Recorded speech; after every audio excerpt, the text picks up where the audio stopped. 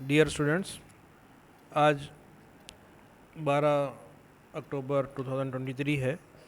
आज हम major project के लिए बैठे हैं। आप लोग फिफ्थ सेमेस्टर में हैं और जो माइनर प्रोजेक्ट के लिए तकरीबन वही स्टूडेंट्स हैं। तो मेजर प्रोजेक्ट में अभी हम डिस्कस करे हैं बहुत सारी चीज़ें कि कौन सा प्रोजेक्ट करना है, क्या है। जिस तरीके से माइनर प्रोजेक्ट हुआ, ठीक उसी तरीके से वही पैटर्न पर हम मेजर प्रोजेक्ट भी करेंगे। फ़र्क ये रहेगा कि यहाँ पे 2 सेमेस्टर्स के लिए है प्रोजेक्ट। 2 सेमेस्टर्स का मतलब आप फिफ्थ सेम में भी करना है और सिक्स सेमेस्टर में भी करना है, और इसी वजह से इसका नाम मेजर प्रोजेक्ट है।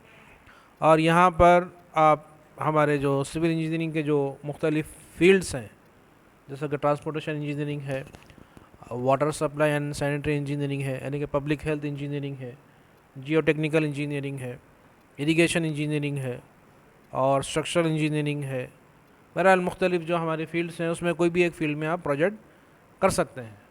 तो फ़िलवक्त डिस्कशन के बाद, मशवरे के बाद ये तय हुआ कि स्ट्रक्चर्स में हम प्रोजेक्ट करेंगे, और जो हमारा जो टॉपिक है वो ये हम तय किए हैं आपके साथ डिस्कस करने के बाद कि एक सेमी रेसिडेंशियल बिल्डिंग बनाएंगे।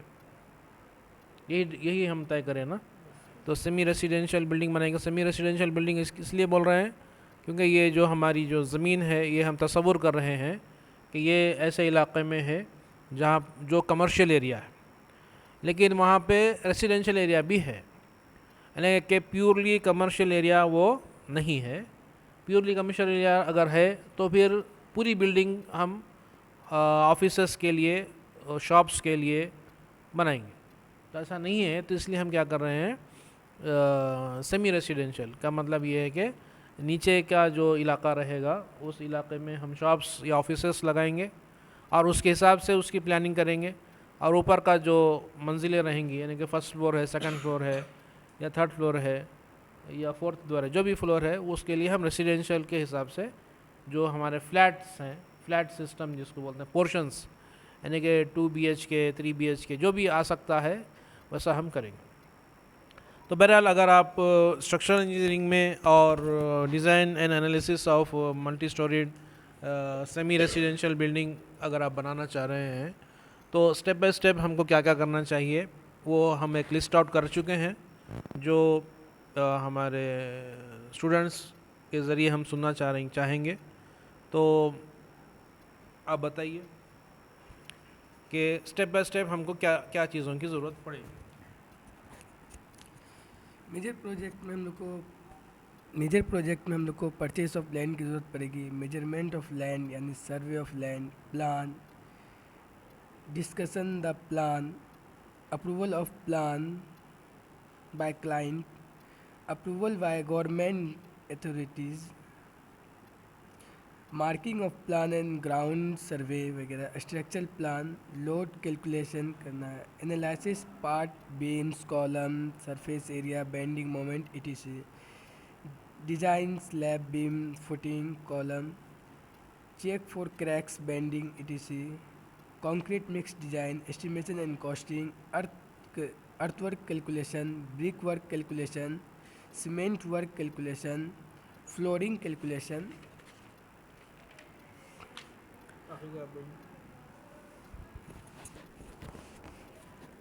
उसके बाद door, window, plastering, painting, mortar, services में जैसे plumbing, electrical fitting, fire safety वगैरह का, और एक्सकेवेशन में मैन पावर जैसे स्किल्ड और अनस्किल्ड, और मटेरियल्स में इक्विपमेंट, और फिर लास्ट में बजट, ये सब का रिक्वायरमेंट है।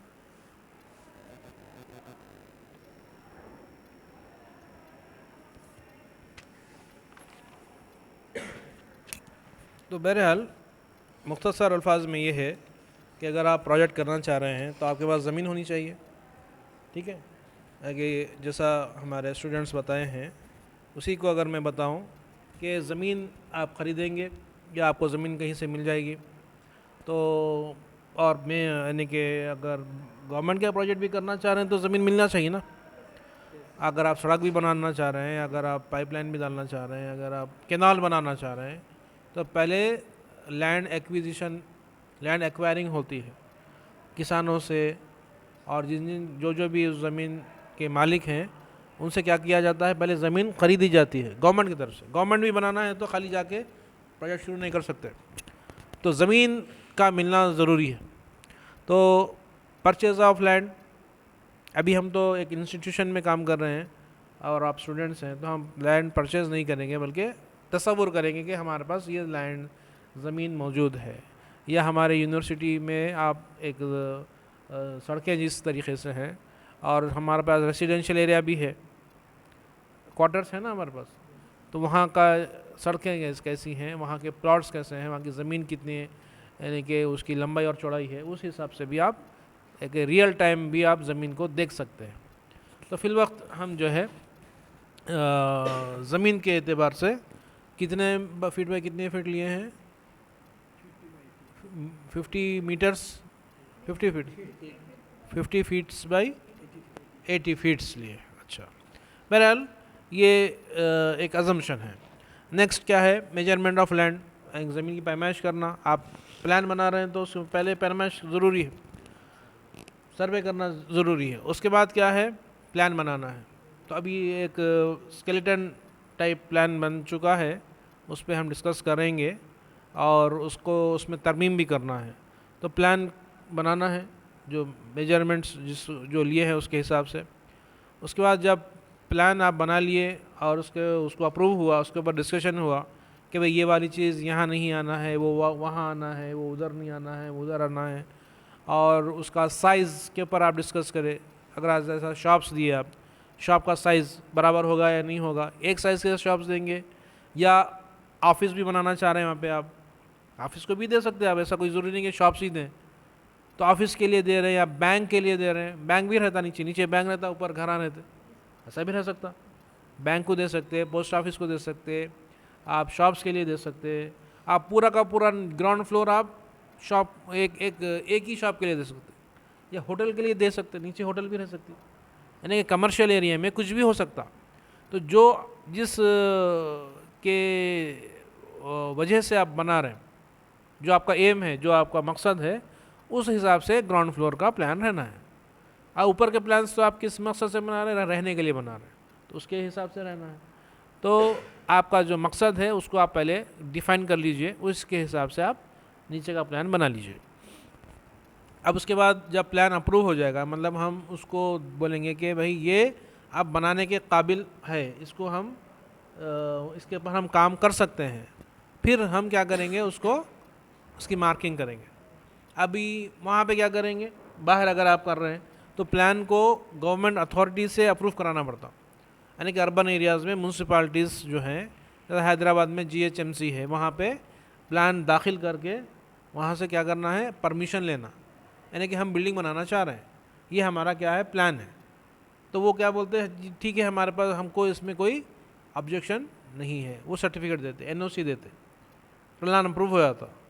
प्लान जब अप्रूव हो जाता तो फिर आप काम कर सकते। अगर आप बगैर प्लान अप्रूव करके आप काम शुरू कर दिए तो गवर्नमेंट अथॉरिटी के पास कभी भी चांस रहता कि वो आए और आपके घर को क्या है, तोड़ दे।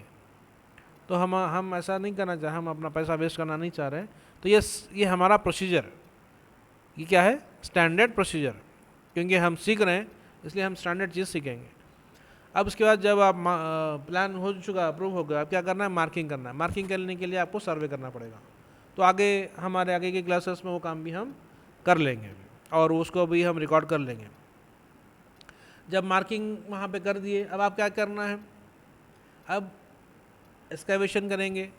उसके लिए आपके पास पहले से डिज़ाइन रहना, किस हिसाब से कौन सा कॉलम पे कितना लोड आ रहा, कितना कॉलम के लिए कितनी फुटिंग जो है तो आपको वहाँ पे बनाना पड़ेगा। ये आपको पहले से कैलकुलेशन रहना ना, तभी आप वहाँ पे आप खुदाई शुरू कर सकते हैं।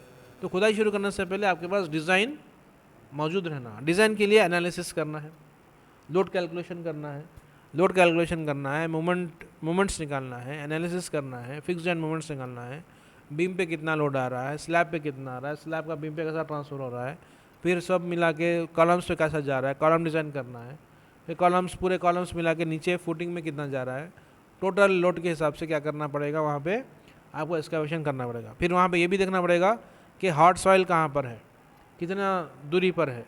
लूज सॉइल में हम फुटिंग नहीं डाल सकते, हमको हार्ड सॉइल तक पहुँचना पड़ेगा। हार्ड सॉइल से हार्ड सॉइल जो है, सख्त ज़मीन जो है, वहाँ से आप नीचे जाइए अंदर, तो फिर आपकी इमारत सही रहेगी। तो आगे देखिए आप, एनालिसिस डिज़ाइन सब हो गया। उसके बाद जो है आप जब डिज़ाइन करेंगे तो फिर उसके तमाम चीज़ें करेंगे, यानी कि चेक्स वगैरह हर किस्म की चीज़ जो भी डिज़ाइन करें, जैसे beam, column, footing, slab, staircase जो भी है। उसके बाद अर्थवर्क कैलकुलेशन के अर्थवर्क कैलकुलेशन का मतलब कितनी मिट्टी आपको निकालना है, या कहीं पर नीचे है तो कितनी मिट्टी डालना है। ये तमाम की तमाम चीज़ें आपके एस्टिमेशन कॉस्टिंग में या क्वांटिटी सर्वे में आता है। ब्रिक वर्क कैलकुलेशन करना है।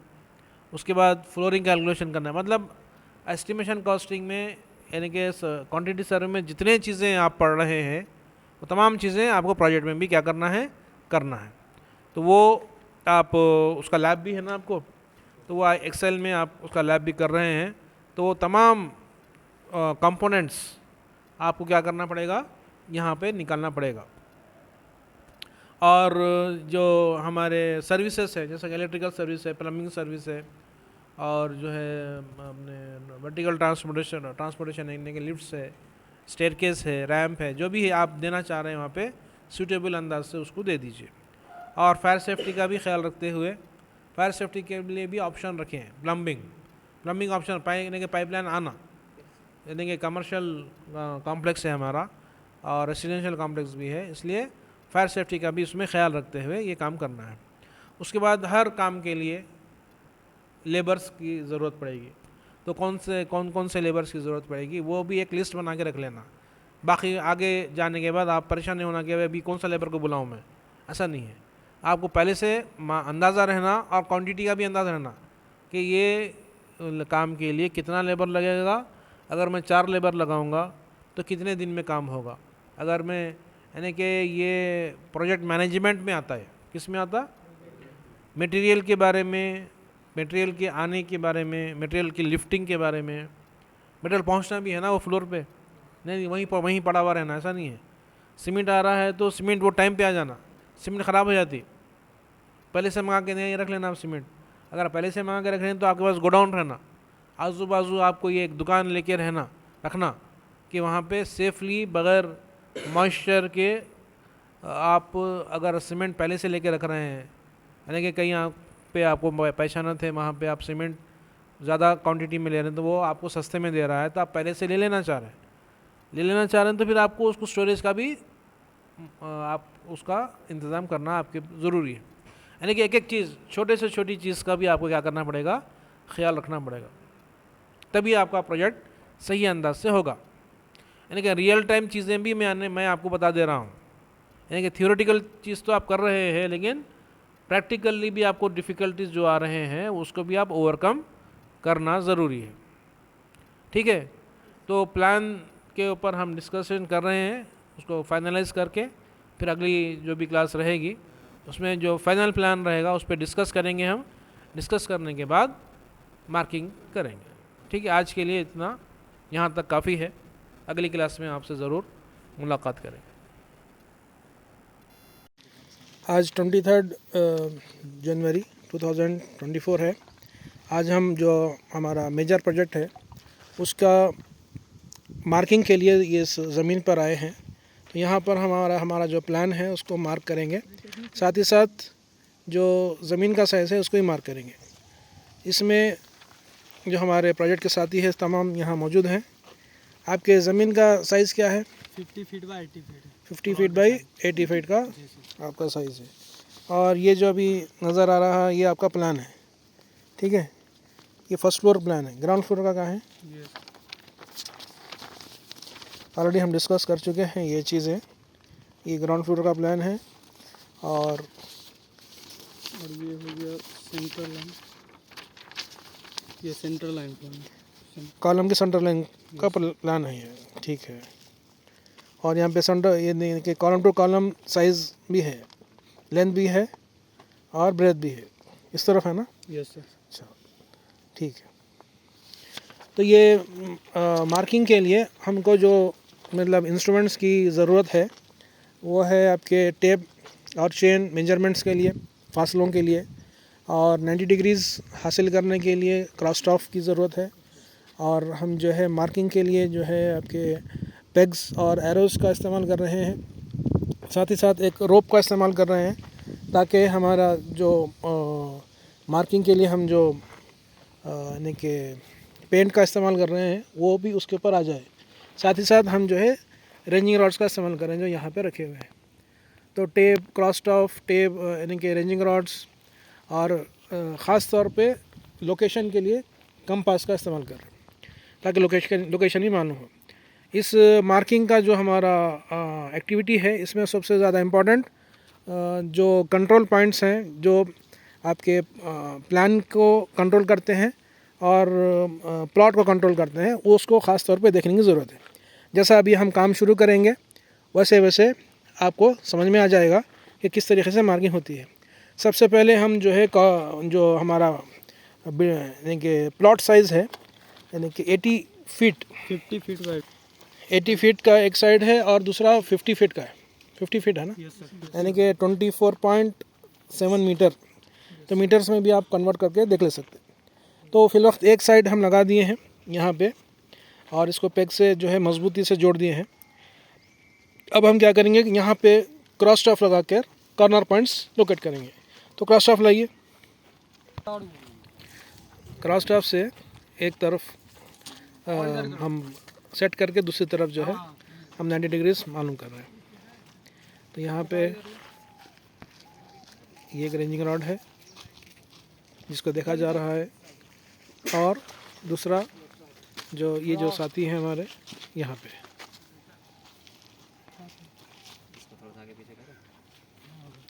इस तरीके से चारों कॉर्नर्स में हम जो है सेट करेंगे। अब देखिए यहाँ पे प्लॉट साइज से हमारा जो ऑफसेट है जहाँ से बिल्डिंग शुरू हो रही है, जो हमारा सेटबैक है वो 5 फीट 9 इंचेस है।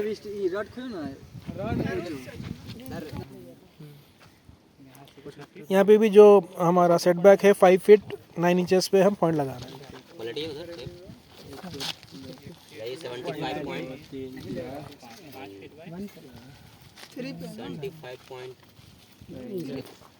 तो ये एक पॉइंट हो गया और ये एक पॉइंट होगा, मतलब यहाँ से इतना सेटबैक है। ठीक है, चलिए इधर लाइए, इधर। हाँ, और लेफ्ट साइड और थोड़ा सा इधर, बस। और थोड़ा सा इधर, थोड़ा सा बस सीधा कीजिए तो अलबस लगा। और थोड़ा सा इधर कीजिए और थोड़ा सा, बस बस सीधा कर दीजिए।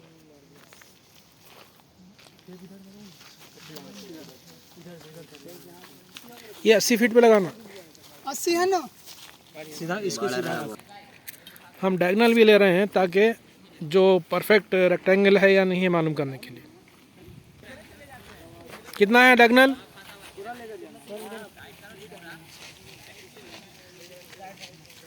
इरफान कितना है डायगोनल? 94 है। 94 क्या? तो डायगोनल 93 फीट 4 इंचेस आया। सेम इस तरफ भी आना है। तो ये चेक करने के लिए एक जो है हमारा टेक्निक है। तो हम डायगोनल्स लेने से जो क्रॉस स्टॉफ से जो काम किए हैं वो सही काम किए हैं या नहीं किए हैं एक बार रीचेक हो जाता है। इधर भी डायगोनल ले रहे हैं, अभी लिए थे उस तरफ।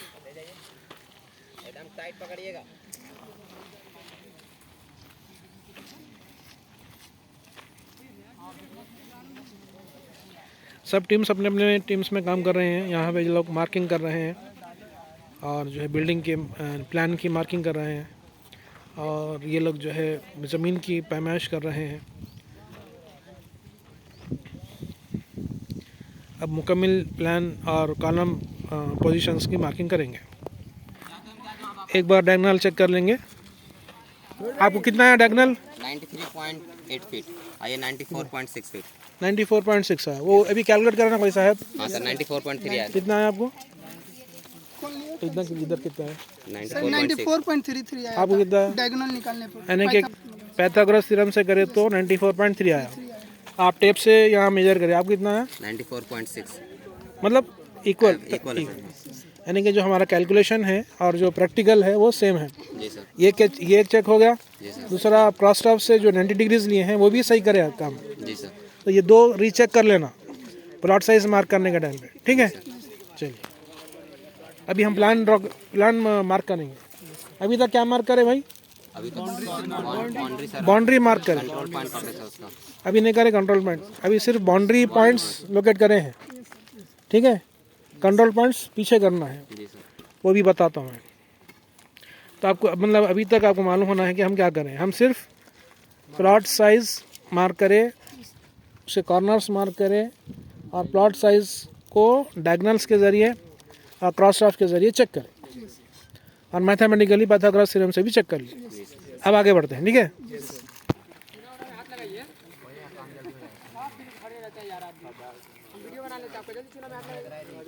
ये बिल्डिंग की मार्किंग हो रही है, एक इस तरफ और एक इस तरफ।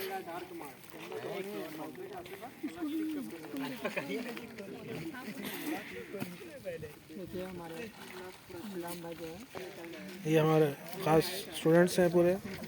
इरफान है, आपको ने 37।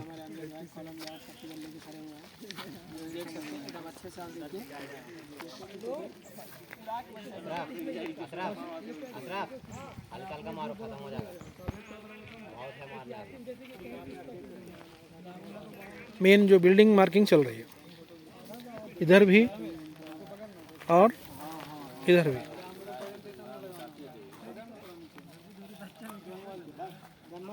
जो सेटबैक दिए थे 5 फीट का और एक तरफ 3 तरफ 5 फीट का है, एक तरफ जो है 8 फीट का है। दीवार जोड़कर 9 इंच, 5 फीट 9 इंच और एक तरफ 8 फीट 9 इंच। वो सेटबैक छोड़कर हम जो है क्या करते हैं, बिल्डिंग की मार्किंग कर रहे हैं। फिर उसके बाद कॉलम पोजीशंस मार्क करेंगे। तो यहाँ पे हम जो है हमारे बिल्डिंग से हटकर कंट्रोल पॉइंट लगाए हैं, क्योंकि एक्सकवेशन के टाइम पर जो पॉइंट्स है वो मिट जाते हैं, इसलिए 5 फीट्स आगे तक हम जो है पॉइंट्स लगाए हैं ताकि बाद में इस पॉइंट से हम अपने ओरिजिनल पॉइंट्स को डिस्कवर कर सकें। ये और एक कंट्रोल पॉइंट है।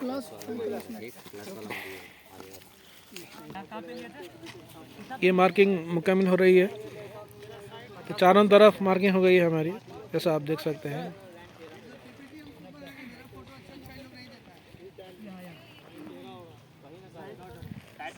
मुकम्मल मार्किंग हो गई है, लास्ट मार्किंग चल रही है। अब कॉलम मार्किंग बाकी है। ये जो प्लस निशान नज़र आ रहा है ये कंट्रोल पॉइंट्स हर तरफ, यहाँ पे वहाँ पे हर तरफ। तो हमारे जो मेहनती स्टूडेंट्स हैं वो लोग यहाँ तक पहुँचे हैं कि मार्किंग, बाउंड्री मार्किंग भी हो गई है और बिल्डिंग मार्किंग का पूरे कॉर्नर पॉइंट्स और ऑफसेट्स के साथ हम मार्किंग कर रहे हैं। फिर कंट्रोल पॉइंट्स भी मार्किंग कर लिए। अब लास्ट रह गया है कि कॉलम, कितने कॉलम हैं भाई आपके? टोटल कॉलम नंबर से तो कितने कॉलम है बोले आप? 24 कॉलम्स हैं। तो लेंथ वाइज में जहाँ जहाँ कॉलम्स हैं उसके बीच के डिस्टेंसेस मालूम है ना? क्योंकि हमको बिल्डिंग का पूरा लेआउट आ गया हमारे पास और मेजरमेंट के साथ आ गया। अब जहाँ जहाँ कॉलम है वहाँ क्या करेंगे, हम कॉलम का मार्किंग कर देंगे। तो हमारा काम मार्किंग का मुकम्मल काम हो जाता। तो पहला काम क्या है? प्लॉट साइज और कॉर्नर पॉइंट्स यानी कि क्रॉस स्टाफ की मदद से और डायगोनल्स लेके चेक कर लेना। दूसरा, जो सेटबैक लिए वो सेटबैक डाल देना।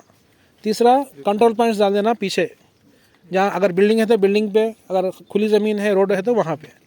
और चौथा लास्ट पॉइंट जो है वो क्या है? Column marking. तो हमारा काम हो जाता।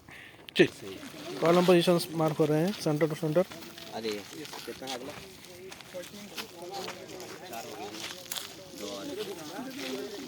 14 सेंटर पे है ना, ये कॉलम के सेंटर पे है जी।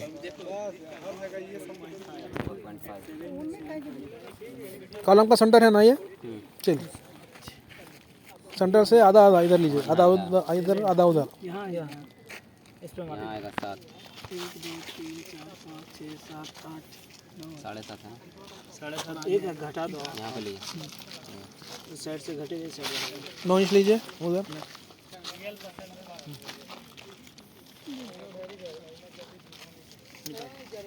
चलिए साइड लेते हैं 14 लोग हैं। हाँ यहाँ इधर 9 इंच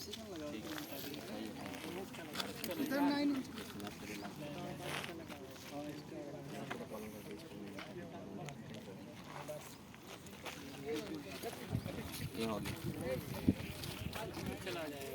इस तरीके से मुकम्मल हमारे जो मार्किंग है वो हो चुकी है। यानी बिल्डिंग ये जो प्लॉट साइज़ है वो भी मार्क कर रहे हैं हम सबसे पहले।